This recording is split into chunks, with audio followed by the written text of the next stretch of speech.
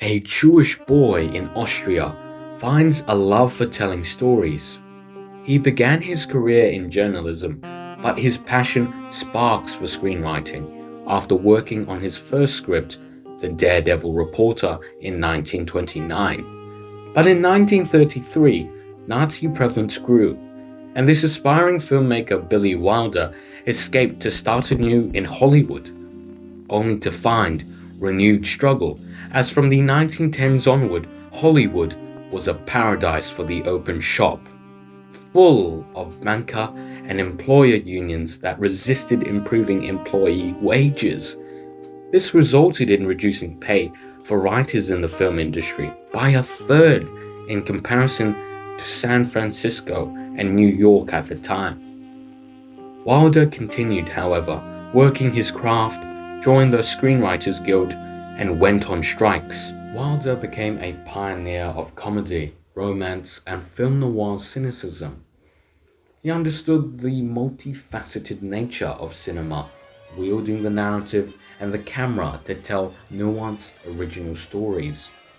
In Wilder's critical Sunset Boulevard, his rich visuals metaphorically explore the workers' strike dynamic of Hollywood in the 1940s, a strong initial impact, and their suppression by an indifferent authority.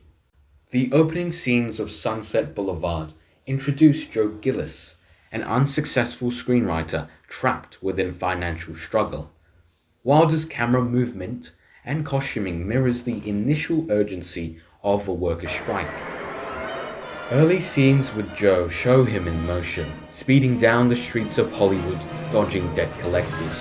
The sharp swish pan of the camera to capture the vehicle pursuit parallel the energy and strong initial actions as individuals unite to push back against systemic pressures moving in mobs down Hollywood streets. The costuming of the debt collectors resemble employers and the wealthy, and thus the oppressive forces demanding from the workers. Joe is presented partially clothed in contrast, only a robe, portraying the financially and socially disadvantaged workers. Joe's flee from the debt collectors symbolize the worker strike's desperate and effective avoidance of their jobs and the ensuing consequences.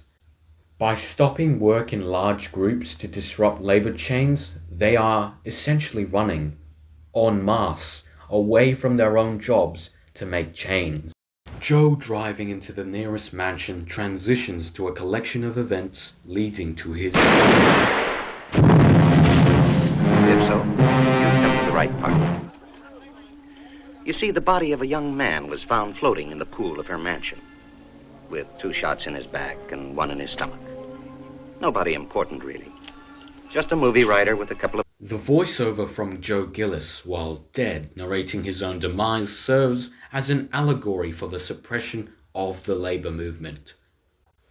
The iconic shot of Joe's body floating in the pool, viewed from below the water's surface, reveals his silenced mouth opened and the media in background, blurring by the water, flashes highlighting the scene. Joe is submerged within an inaudible space.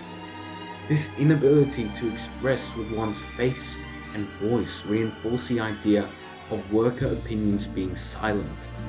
The faceless, limp shape of Joe from a high angle above and outside the water, watching the journalists race to the pool, implies the industry warps the expression of these workers in the media they control, minimizing the impact of dissenting voices as they manipulate the representation, reducing one's potent movements to mere echoes of their former strength.